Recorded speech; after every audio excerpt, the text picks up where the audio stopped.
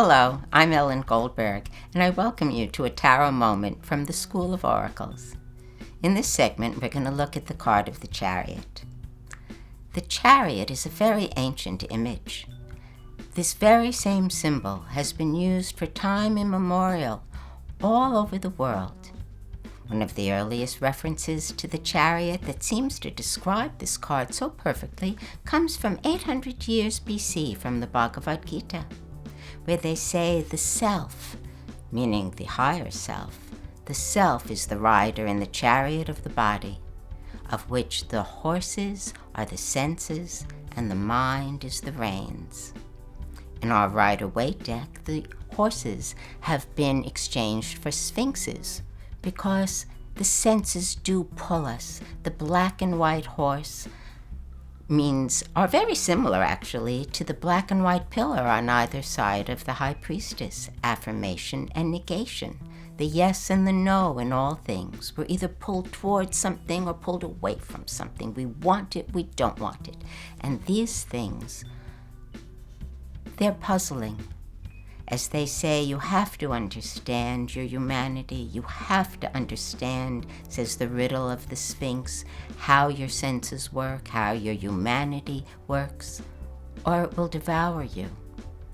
You'll see that this rider has no reins in his hands because he controls the chariot through mental control, and that's why the reins are invisible. The Hebrew letter associated with this card is chet, C-H-E-T, and it means a field and the fence that encloses the field. That field represents our personality, in which so many, almost innumerable forces come to play to make us where we are, and we cultivate that field.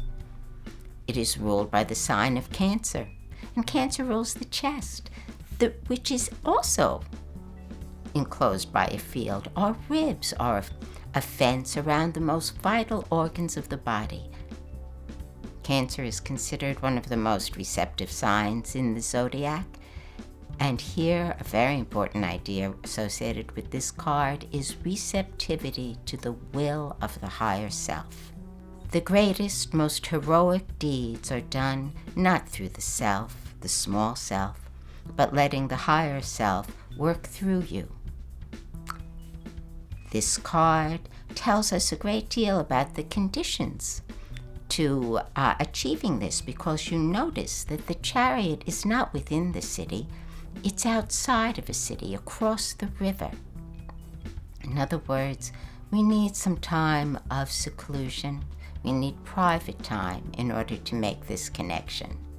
But if you meditate on this card, you can set up the flow of the inspiration of the self into you.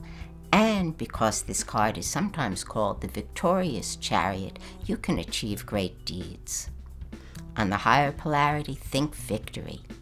Think influence of the higher self. Think being mentally in control. On the lower polarity, you can be torn apart by those senses, pulled this way and that way, closed to higher influences, and perhaps experiencing defeat.